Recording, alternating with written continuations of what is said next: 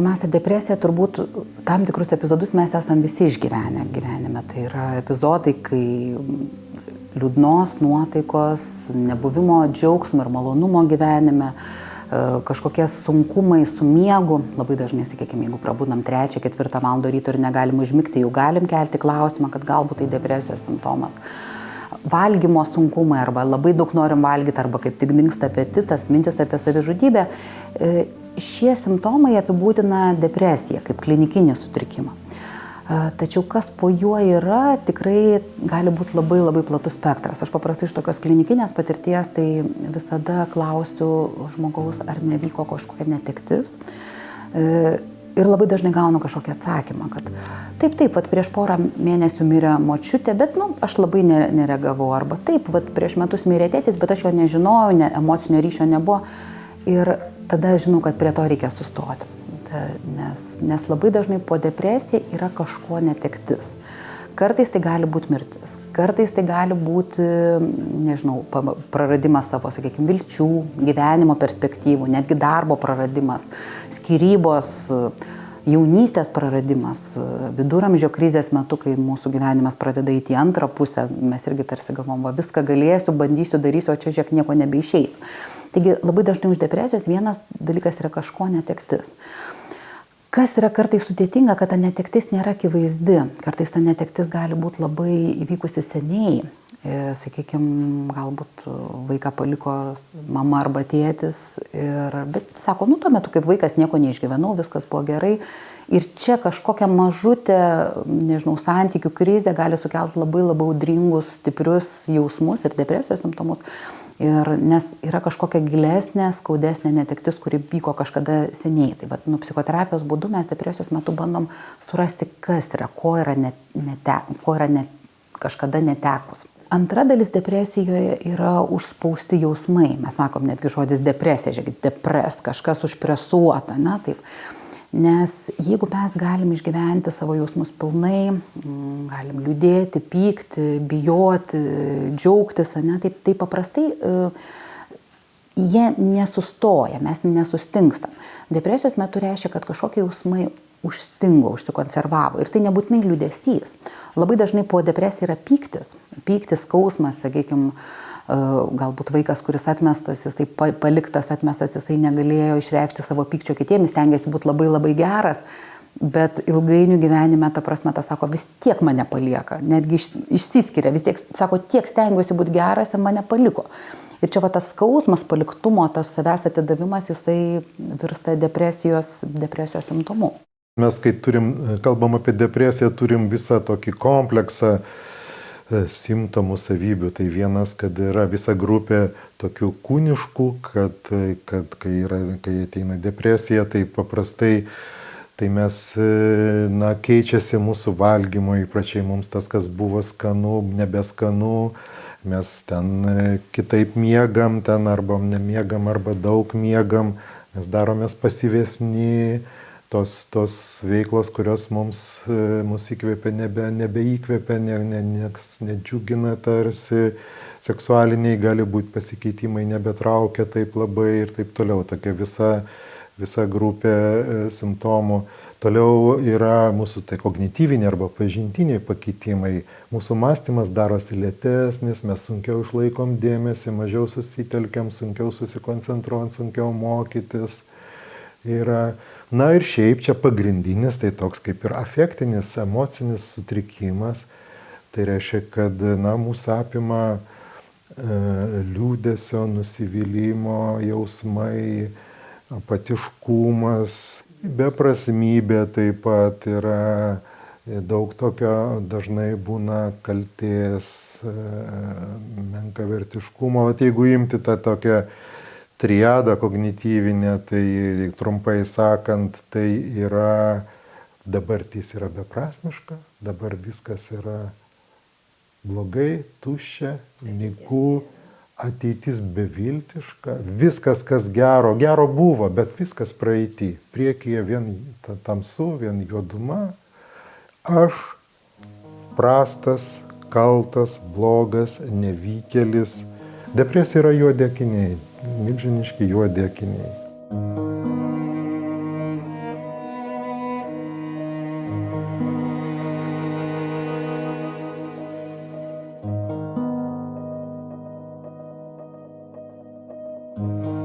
Mes kuo toliau gyvenam kuo geriau gyvenam šiame pasaulyje, tuo daugiau tos taip vadinamos mūsų depresijos yra. Nes kai gyveni, kai labai kažkokiu materialinis nepriteklius, nėra kada.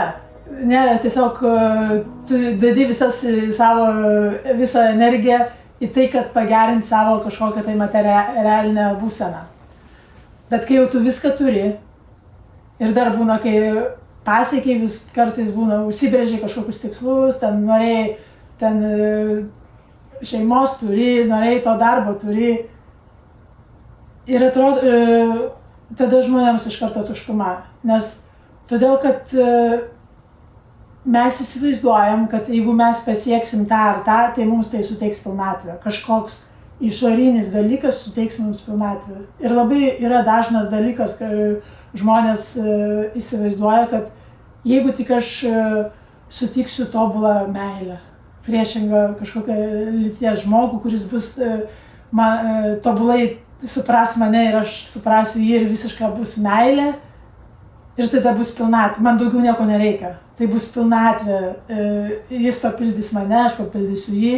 Arba kai kurie žmonės apie darbą taip galvoja. Arba ten, pavyzdžiui, ar kažkokie menininkai.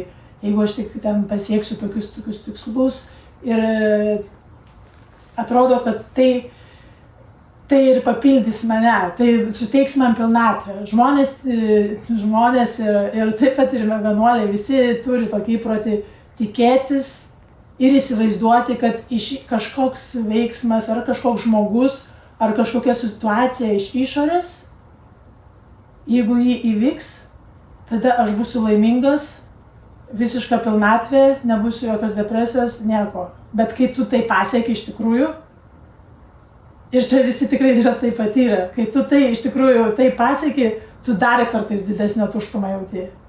Jokios ten tų pilnatvės. Kurį laiką gali būti džiaugsmas, kažką labai tikrai aukštai ten kažkokius pasiekimus. Bet po to nusivylimas, matai, kad vis tiek nieko toks, koks buvai ir prieš tai, tau nesuteikia kažkokios tai vidinės pilnatvės, nors tu giliai viduje, tu būtent jos siekiai, tu siekdamas to. Ir dėl to po to taip tą bando, aną bando, vis ne. Vis tas ir kuo tu daugiau bandai, tuo daugiau tas troškulys didėja. Vis ir tuštuma, ta tokia tuštuma. Ir tada, aišku, po kurio laiko pradeda tas apima tokios mintis, kam čia iš viso ką daryti. Nieko nenoriu, viskas atsibodo ir niekos nėra prasmės. Čia labai normalus dalykas ir tai būtent įvyksta pirmiausia dėl to, kad mes turime neteisingus lūkesčius. Budizme mokoma, kad mes jau esame visiškai tobuli. Mums nieko netrūksta. Nieko netrūksta, bet mes to nematom. Nematom ir tuo netikim. Todėl ieškom kažko iš išorės.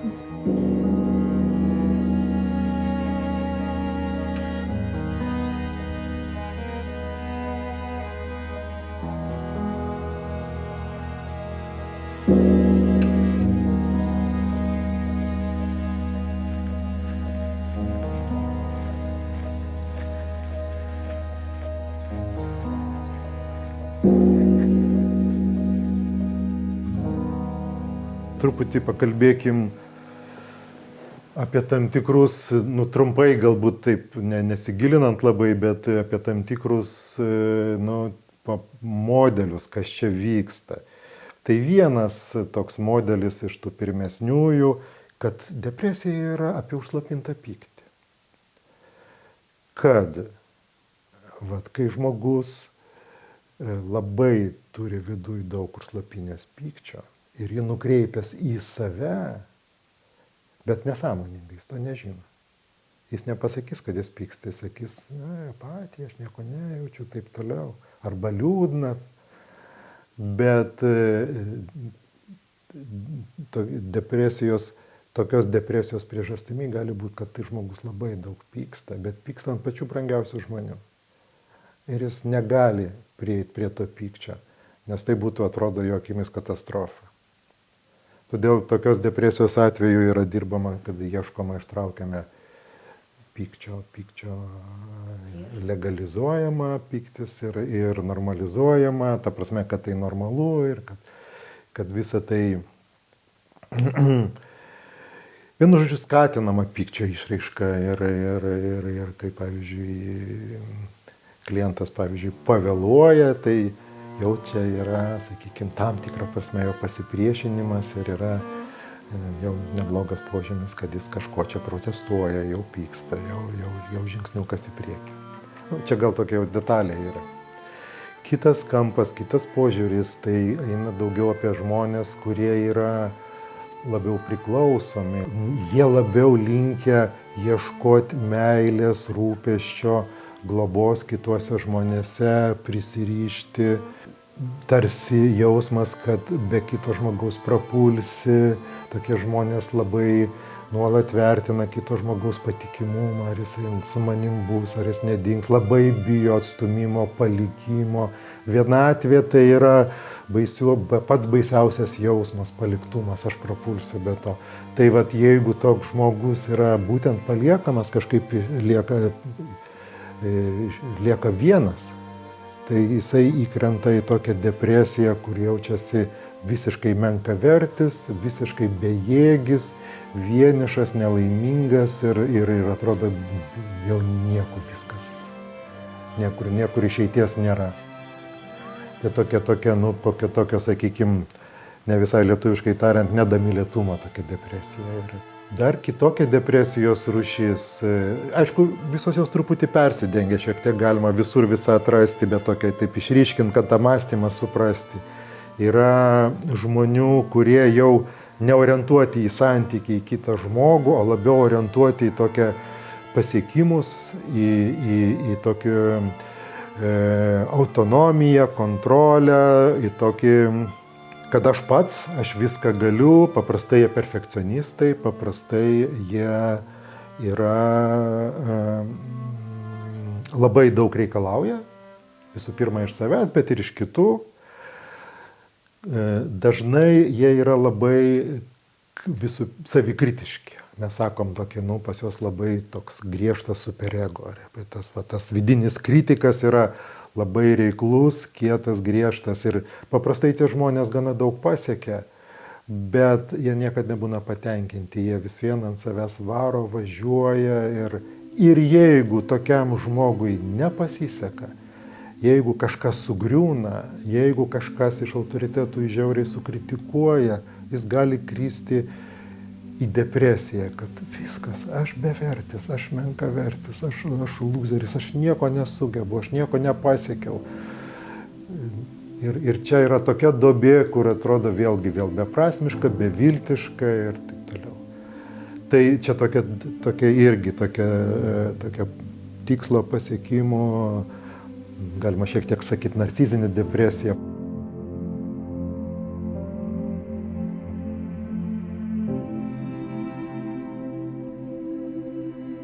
Gyvenimo prasmės nebuvimas čia vienas irgi yra iš depresijos simptomų ir labai dažnai vėlgi klausim, tai kas buvo, kas anksčiau sukūrė tą gyvenimo prasmę, dėl ko gyvenai. Ir čia mes galim tada prieiti turbūt prie to momento, kad žmogus baigėsi kažkokią situaciją, kurioje jisai jautėsi gerai, kuris jautė savo tapatumą.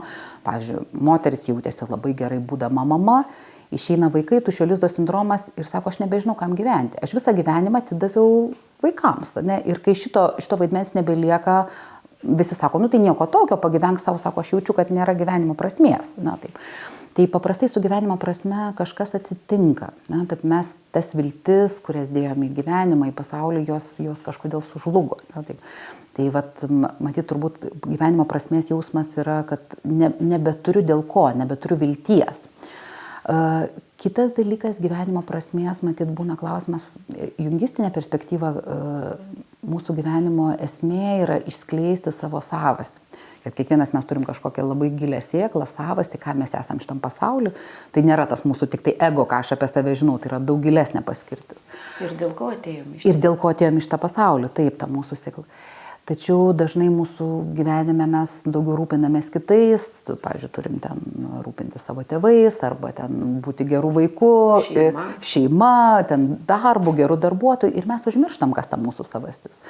Ir va dažnai depresija, jau jeigu čia žiūrint truputėlį iš tokios galbūt tos platesnės perspektyvos, depresija kviečia mus grįžti, kas aš esu.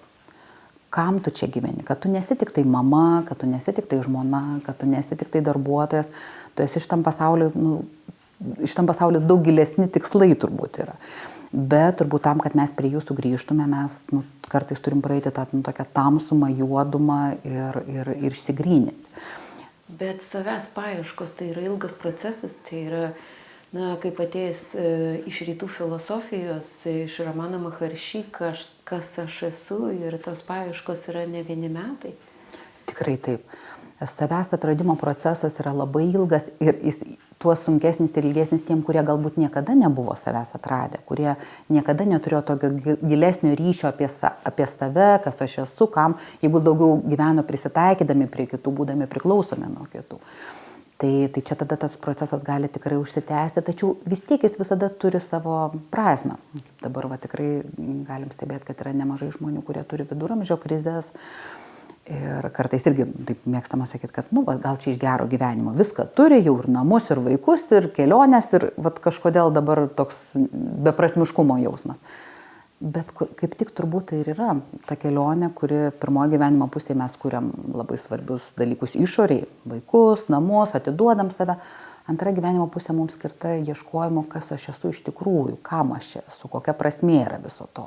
Taip ypač, kai aš susiduriu turbūt ir su netekties artumu, ir su mirties galimybėm, tai kelia tokius labai svarbius klausimus, apskritai kaip būti šitam pasaulyje.